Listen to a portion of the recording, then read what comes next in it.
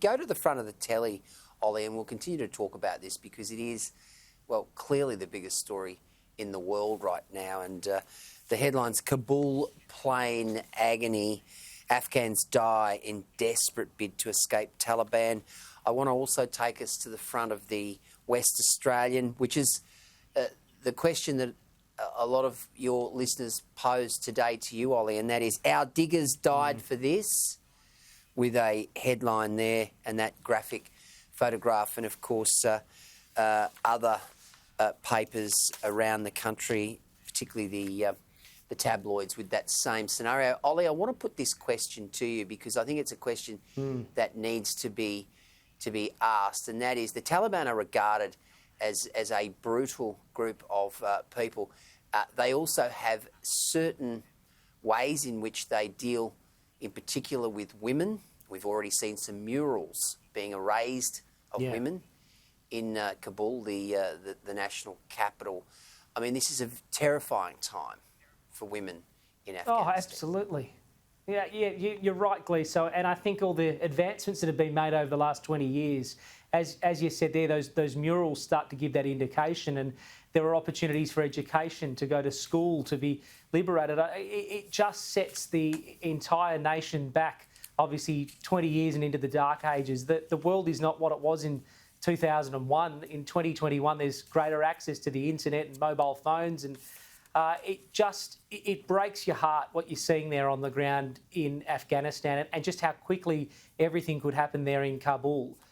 There's still obviously 130 odd Australians as well that are on the ground, whether they're working for NGOs or maybe working for the embassy. And we now have this mercy mission of Australian troops potentially going in to help our allies again, at least secure the airport and help with the withdrawal of Australians to try and be repatriated here, and other foreign coalition Western Force partners. But there's no guarantees, even with these pictures we're looking at now, that there'd be any success in landing the aircraft into the airport or seizing control of the airport. So I just really hope that there is a Taliban 2.0, Gleeson, that is a little more kind to the world and is a little more kind to its people.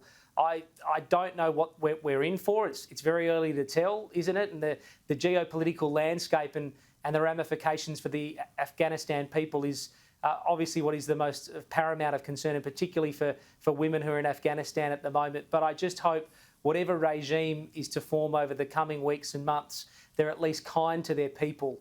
And we know next to nothing that's going to be taking place.